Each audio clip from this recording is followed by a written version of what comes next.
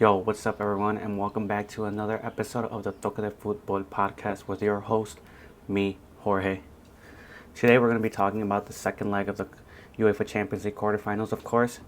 If we look back at what happened last week, we had two games on Tuesday, of course. The most popular game to watch was the Arsenal versus Real Madrid game, of course, and we talked about it in the first podcast about what needed to be done for Arsenal for them to get this victory, and they did exactly that. Arteta stressed a perfect game for Arsenal, and from what I saw from the first leg, Arsenal had a perfect game plan. They held possession. They really took Real Madrid out of their game. They didn't really let them hold the ball or really dictate any tempo for the game. Now I know Real Madrid is not really a possession-minded team, but they do like to hold. They do like to take the ball with them, and they also like to dictate the tempo of the game. So they really like a high-speed game because of their wingers, of course, and their front attack.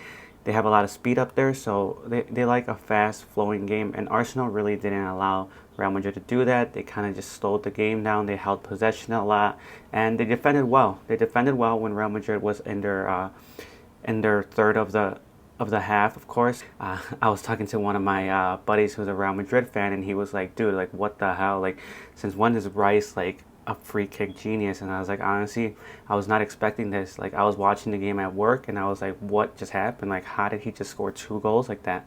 But, in football, anything can happen, and, I mean, Rice came in, and he delivered for Arsenal when they needed him the most.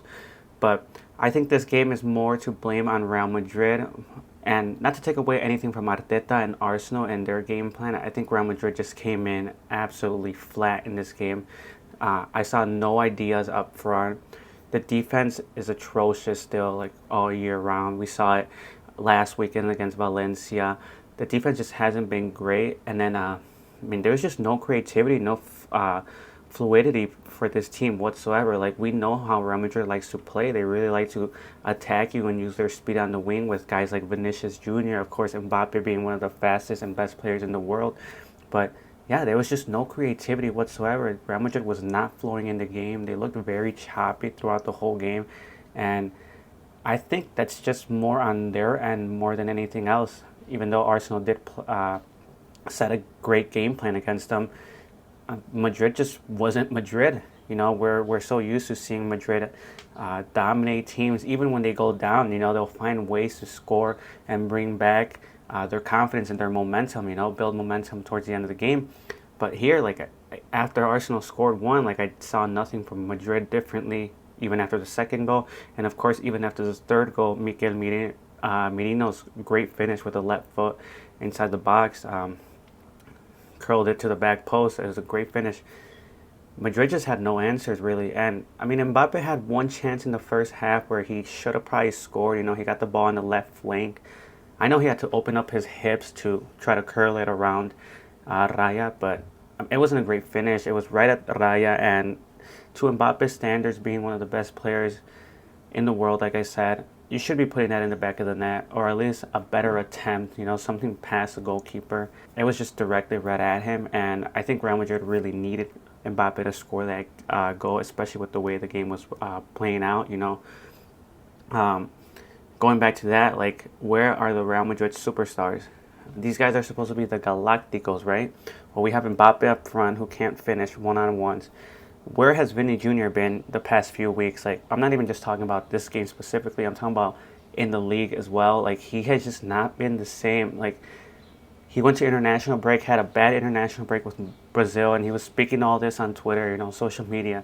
And he just hasn't been backing it up on the field. Like, he's missing penalties in the league as well. Like, I'm just not seeing the Vinny that I saw last season or even at the beginning of the season. Like, where is he? And another guy to mention here, where's Bellingham? Bellingham was top 5, top 3 in the Ballon d'Or running last season. And now, like, this season, he's completely been flat. He really hasn't been showing out the way Madrid would hope for. He's not creating as much. He's really not dictating the game that he would want to play. I know he scores very important goals, like, here and there, but they just need more out of him, especially when those two guys like Vinny and Mbappe are not clicking. And I guess I'll throw in there Rodrigo as well. Rodrigo's a great winger, and I do think he's had a very good run in the Champions League. He scored a lot of very important goals for them, especially last season. But yeah, I mean, the superstars just haven't been showing out for Real Madrid when they really need them to, especially in games like this when they're not in control of the game and they're not getting what they want to do with the game. So it's been tough for Madrid. Great win for Arsenal, 3-0 at home, exactly what they needed. Now they'll be heading to the Bernabéu, of course, on Wednesday night in Spain. And Arsenal just needs to not allow Real Madrid to score an early goal. You can't allow Madrid to score an early goal and build some confidence and momentum, especially behind their fans and in the Bernabéu, where we've seen amazing comebacks from Real Madrid before. Comebacks that created in like a 10-minute time frame, against Man City to be for an example. So yeah, Arsenal really got to be mindful of not allowing an early goal for Real Madrid. And then I think that Arsenal is going to come out with a game plan similar to the first leg where they try to hold possession, but I think they're going to be more defensive this time. They're not really going to look to push up front too much, not try to leave their defense as susceptible as any other game where they would need to go out and look for the result. Here, I think they're going to try to hold possession, maintain great stability in the back, and then just prevent the wingers, like I said, Vinny and Rodrigo, from getting into those channels and creating chances for Mbappe or even Bellingham, who likes to stray around in the penalty box a lot. So yeah, I think another key for Arsenal is going to be try to end the game on a breakaway. They have guys like Bukayo Saka, who's got great speed. Of course, Odegaard command a great counterattack for them. And I think that's probably their game plan for Wednesday night. Try to hold possession and then look to end the game on a quick break for them. Madrid on the other side, well, they obviously can't allow any more goals. They're already in a 3-goal deficit, and I think if you let Arsenal score one more, then that's for sure going to allow Arsenal to park the bus completely here. Arsenal, I think like I said, they're already going to come out that way. In my opinion, I think that's what they're going to game plan. But if they get one more, just forget about it. Arsenal's not even going to think about attacking. They're going to have all 10 players, or 11 with Raya, behind the ball. So, yeah, Madrid's really going to need to be mindful of those counterattacks. And guys like Lucas Vázquez or Alaba, they can't be getting caught out on a break like that. We've seen it time and time again in the league where Lucas Vázquez is always somehow staying back and allowing a forward to get behind the back line, and then he's onside because he's not in line with his other 3 defenders. So yeah, Madrid can't afford that, not in this game. And then I think they have to take the ball away from Arsenal and dictate the game they want to play. So that Real Madrid likes to play a very high tempo game, and they like to hold possession when they're really going for the game. So they need to do that. They need to not allow Arsenal to do what they did in the first half. And then I think what you need is also the stars and a bit of luck for this game. You need the stars, your superstars to show out here. We're talking about Mbappe, Vinny, Bellingham, even guys like, I don't know, Luka Modric, Brahim Diaz, who I think has been playing great. He might even start over Vinny. I don't know. Probably not, but in my opinion, he's been playing better than Vinicius Jr. in the past few weeks, so he should get a chance, and he's really come on for Real Madrid lately. He's been scoring a lot of great goals. He's a great player. But yeah, the stars need to show out, and then of course you just need a little bit of luck and a little bit of Bernabéu magic, which we've seen before. So it's a tough game to call. I'm going to go ahead and say that Real Madrid is going to win this game 2-1, but they're not. I'm going to go and say that they're not going to progress to the next round, which is very surprising here because I haven't looked at the sports book really on who's favorite to go through. I'm sure it's still Arsenal, given that they have a 3-goal cushion. But can you ever bet against Real Madrid? Probably not, right? But I'm gonna bet against them, and I'm gonna say that Arsenal does what no one thought was possible, or what no one thought they could do, and knock out the reigning champions here, and make it through to the semifinals of the Champions League. That was the first game, and then we had another game in Bayern Inter as well, playing out at the same time. I was watching both games on the multicast, of course, the clutchest thing possible for CBS Sports to have. And this game was completely different than the first game, or than the Real Madrid and Arsenal game. I think this game was more evenly matched. which is what it was expected from the analysts and the experts. This on paper was two great teams, and it was kind of hard to call on who was going to win and who was going to lose this game. I think overall what we saw was the same thing that we've seen from Inter all season long. Their backline is stellar.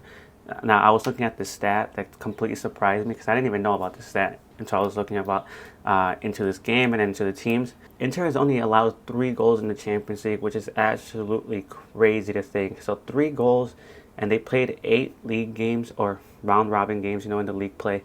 And then they played 2 round of 16 games and then 1 quarterfinal game. So that's, how many games is that? That's 11 games where they've only allowed 3 goals. I mean, that speaks for itself. That's outstanding. And one of those goals coming in this game against Bayern, of course. We spoke about 2 players in the last podcast that were very important for Inter. They're going to squeeze out this victory, Lautaro Martinez and Thurman. And they showed out in the first goal exactly why they're the most important pieces for Inter here. An absolutely great assist by Thurman and an even better finish by Lautaro Martinez, one of the best finishers in the game. Argentina, the Argentines right now are on another level. They might be the best international team of all time right now, people are saying. Now, that's a conversation for another day. We could do a podcast on that as well. I'm not going to say they're the best team of all time internationally, but they have great players like Lautaro Martinez with an outside the foot finish, completely unstoppable for Bayern's goalkeeper. And I think they're going to need those 2 guys to show up in the second leg if they want to progress here. This was a 2-1 lead going into the San Siro, and I think that does well for Inter considering how great their defense is. Now, Bayern did have their chances as well, and one of the most important chances they had was in the first half, I believe around the 30th minute. Olise got the ball in the box. He cuts outside, he's a lefty, so he was cutting outside, trying to maybe find a shot, and then Kane was on the left flank in the box, wide open. He gets the ball right at him. Now, for Kane's standards, this should be a goal. I know he also had to open up his hips to try to curl it in the back post, but Kane, you're one of the best strikers in the world. You're probably one of the best 9s of all time. I'm not going to put a ranking to him because I would really have to look at the other 9s that we've had in football history, of course. But you could probably make the argument that he's a top 10 9 of all time. He should be putting this in the back of the net. Allow anyone that watched the game, you know which play I'm talking about, where he tries curling it in the back post and he hits the post. Now, granted, that's not going to go as a shot on target because for some reason the post and the crossbars don't count as on target, even though I think they should. But that's a sitter. That's a sitter for Kane, and he should be putting that back in the back of the net, especially against a team like Inter, who's only allowed 3 goals. You have to take the chances that you get, and not putting that in the back of the net really hurt Bayern's opportunity to win this game, or at least come out with a tie. First half went in 1-0, and then in the second half, Bayern's savior, on his farewell tour, Thomas Muller comes in, and he positions himself in a great spot to get the equalizer back for them in the 85th minute.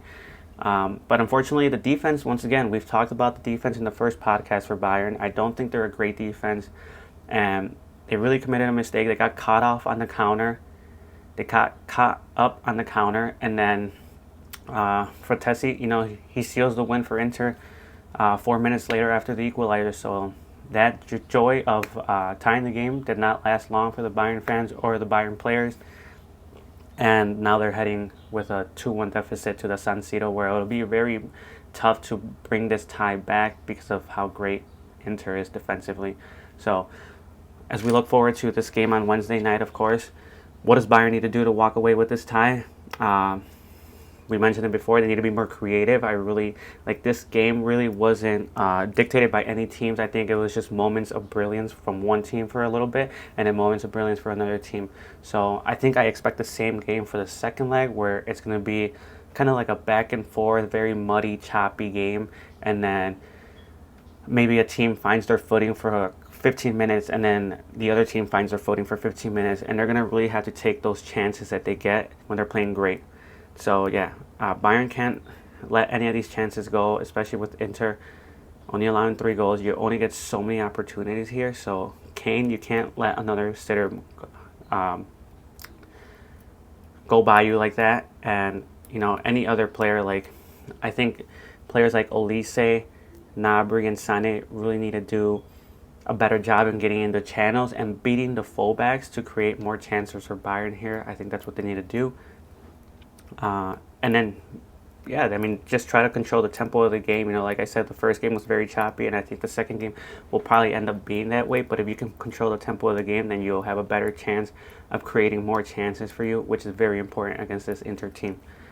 Now, Inter on the other side, what they need to do is obviously maintain that defensive composure they've had all season. You know, they're like top 4 in least amount of goals scored in the Serie A, and only allowing 3 goals scored in the Champions League. I would assume, without fact checking myself, that they are the best team in that regards as well. I would only guess. I mean, to only allow 3 goals is crazy. And I think Inter is going to come out and play a steady game. You know, they're probably going to allow Bayern to go at them at first. You know, they're going to try to absorb a lot of the pressure, because I'm sure Bayern's going to come out looking for the game, and I'm sure Inter's going to be okay with just soaking up the pressure and maintaining the defensive line that they had. And we talked about it before with with Lautaro Martinez and Thurman. I think Inter's going to look to break out a counterattack during this time of pressure from Bayern and try to seal the game with one more goal. I think if you get one more goal early on, or in a 0-0 tie, if you get one goal here, I think it's going to be very tough for Bayern to come back, needing 2 goals to tie and then 3 to win.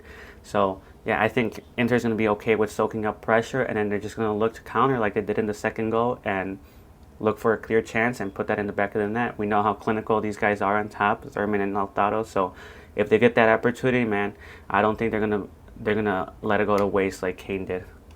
But another tough game to call here, another tough tie to call since the start of the quarterfinals when we found out these two teams were gonna play each other. I'm gonna stick with my pick that I did in the first podcast. I'm gonna go with Inter to go through here to the semifinals. In terms of this game on the night, I think it'll end in a tie, 1-1, 2-2. It's going to be a back and forth game, and I think Inter's going through, and Bayern, unfortunately, will not be able to play the final in their arena come May. So, yeah, Inter to qualify here, of course. Now, we had 2 more games in the quarterfinals on Wednesday night of last week. One being Barca versus Borussia. Now, we talked about it in the last podcast. I talked about it. I'm sure a lot of analysts did too. This was one of the ties where it was a clear favorite. We had a clear favorite here of who could progress, and I called it early on. I said this tie was not going to be close whatsoever, and after the first leg, we see that this tie is not going to be close, or it's not close at all. Barca dominated possession in the first half, and they had the clearest chances, and I think that was expected from most people. Cubarsí almost had his first goal of the Champions League in the 25th minute. Unfortunately, Rafinha did get a toe poke on it right at the line. Initially, I thought this goal was going to be offsides because of Rafinha, but it turned out that he was onside. So Rafinha was awarded with the goal. He is a leading goal scorer in the Champions League with 12. I think after that, Borussia did settle into the game a little bit. They managed to get more possession of the ball, and they were actually very dangerous in this point of the game. You know, right after the 30th minute, they were very dangerous for the last 10 to 15 minutes of the first half, where they should have probably gone ahead and tied the game. Guirassy had a very great opportunity inside the box where he just completely missed the ball, and then he had another opportunity where he failed to hit the target. So we talked about Guirassy in the first podcast. Borussia really needed him to be the point of reference for them and for him to be clinical, because Borussia was only going to get so many chances against this Barcelona team, and he had the chances, but unfortunately he couldn't put them in the back of the net, and that led to a 4-0 thumping from Barcelona. So the first half was 1-0. It could have been more, like I said, or it could have been even a 1-1 tie if Guirassy had taken his chances, but fortunate for Dortmund there. The second half, we saw Lewandowski come out with a goal, being his 10th of the season in the Champions League. He is the second top goal scorer in the Champions League. So you're facing a team that has the top 2 goal scorers. You really need to put these chances in the back of the net for Dortmund, of course. And Barca in the second half had a lot of chances to make it even a bigger scoreline Fermin Lopez had like 3 chances where he should have hit the target, or he should have at least put them in the back of the net. Unfortunately, he didn't. Unfortunately for Barca, he didn't. Fortunately for Borussia, he did not score. But he ultimately ends up setting up Lewandowski for his second of the night and his 11th goal of the Champions League. Now, I do want to talk about Lewandowski a little bit here because being a Barca fan, I see a lot of the news that Barca players get and everything. And I remember seeing a couple of guys on the podcast and a couple of reports of saying that Lewandowski was done. Like he was washed.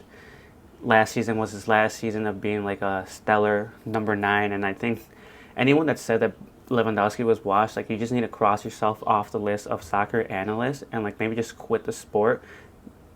Because I knew coming in to this season when I saw Hansi Flick coming in as the Barca head coach that this was going to be Lewandowski's revival year. Not only that, I think he heard all the noise about him being washed and he really wanted to show the world again, like, yo, I'm not done here. And in my opinion, right now, he's the best number 9. So anyone that says Lewandowski's washed, go eat shit. And don't talk about my boy again, all right? And don't talk about Poland's greatest player of all time again like that, because he just showed out and he's showing you guys why he's still the best number 9 in the world right now.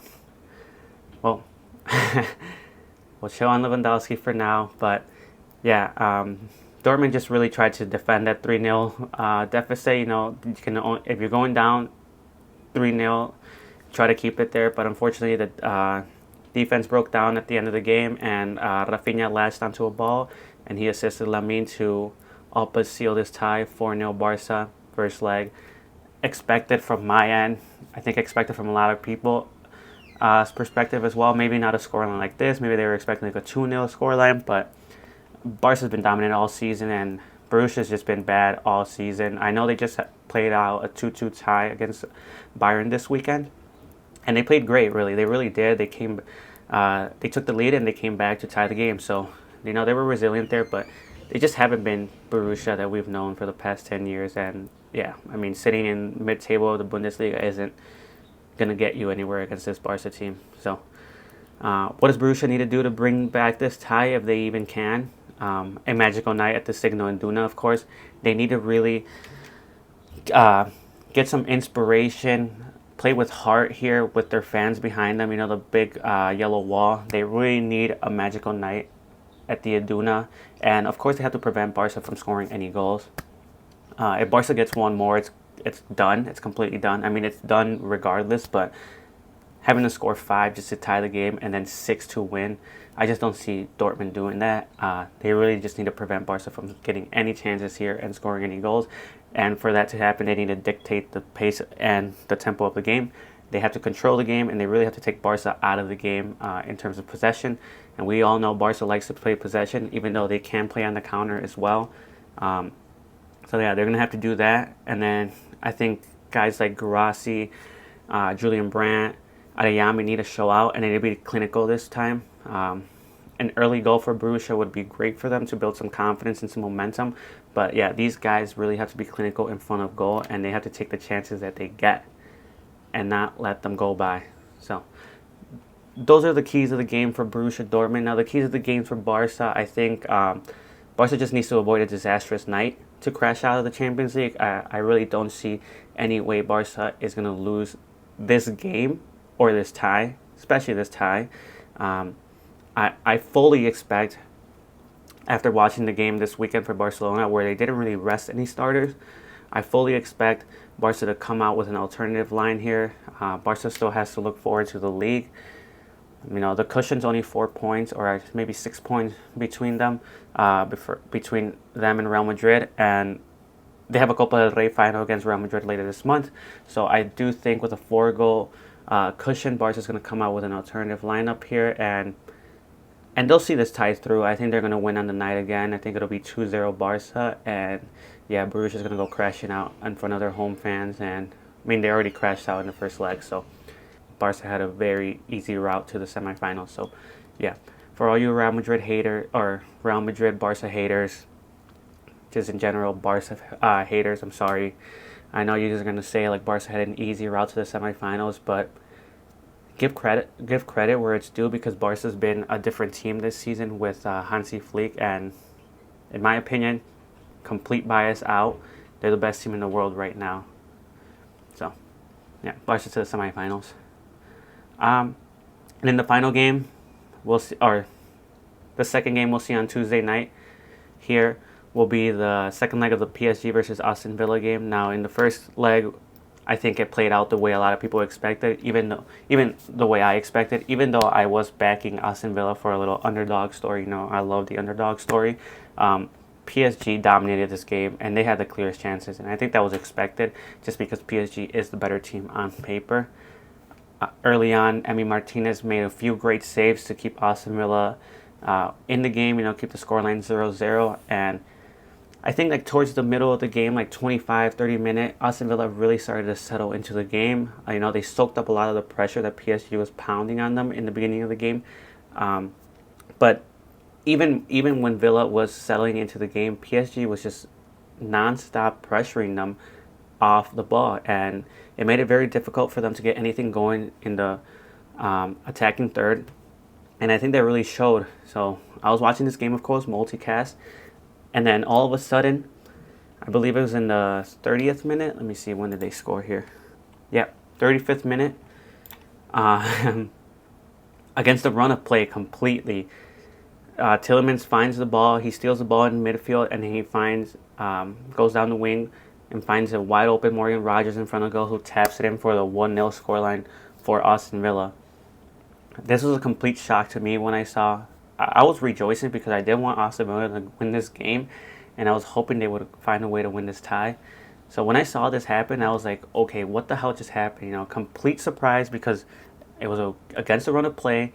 PSG was dominated, and all of a sudden Villa's up 1-0.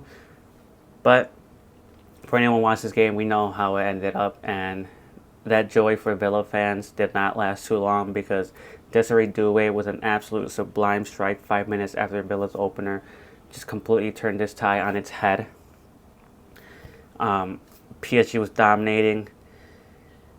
I think the half ended 1-1, and then I don't know how to pronounce his name, so I'm not even going to try, but we're going to call him the Georgian Beast from Napoli that came in this season. He destroyed Aston Villa's right back here with an absolute incredible fake inside the box in the left flank, and then just a sublime finish with his left foot. No chance for Emi Martinez. Top bin, 2-1 PSG. And Villa really had to defend the whole game pretty much. They were under constant pressure from PSG's wingers, Dembele, Doué,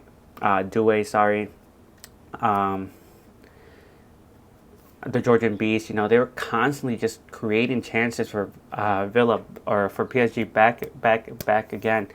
And unfortunately, you can only defend for so long, and eventually your resilience starts to falter, and then that's what happened at the end of the game. We really saw how important this goal was for PSG in Luis Enrique's celebration after this goal.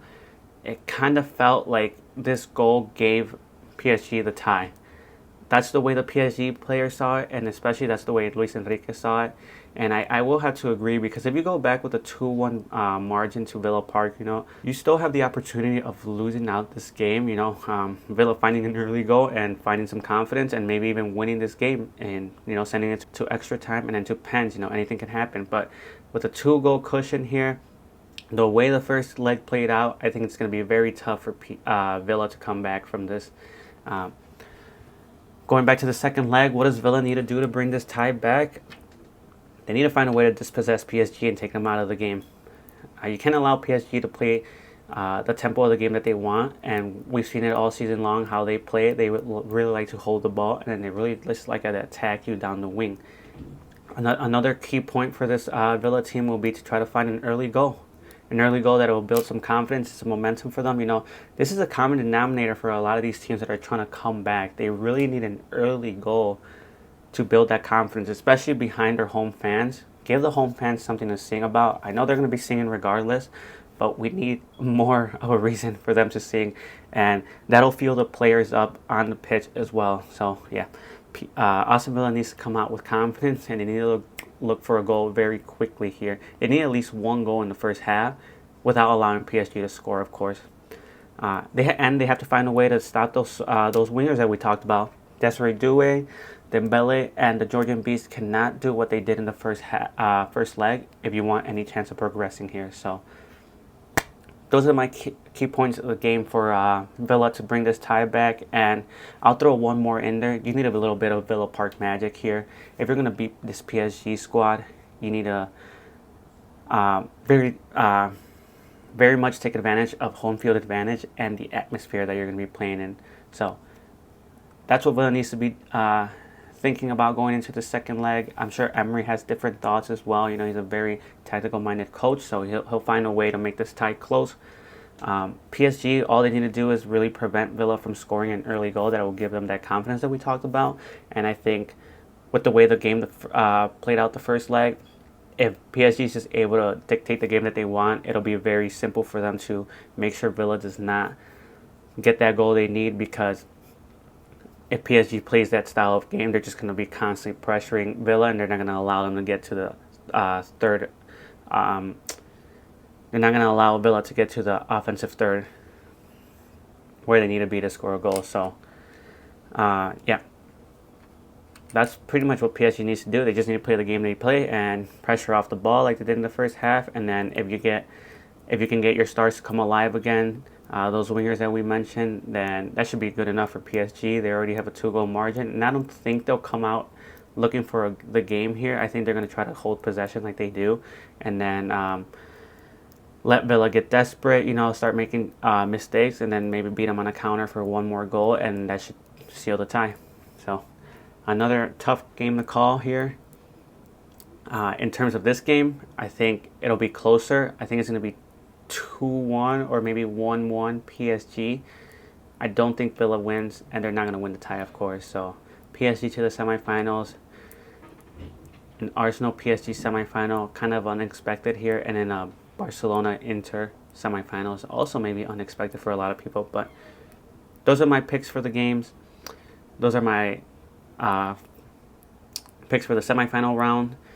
Let me know what you guys think in the comments below about these games, about who you guys think is going to make it to the next round, what you guys think about even the next round, in the semifinals, who's making it to the Champions League final. Of course, by the time we get those semifinals drawings, we'll have a video out for that, discussing that too. So yeah, I hope you guys are able to enjoy these games. If you're a neutral fan, enjoy all the games. If you're a fan of any of these clubs, I wish the best of luck for you, whoever you're supporting. Hopefully your team goes through. My team's already through to the semifinals. So, yeah. Thank you guys for tuning into this episode of Toca de Football podcast. I'll catch you guys next week. You guys take care.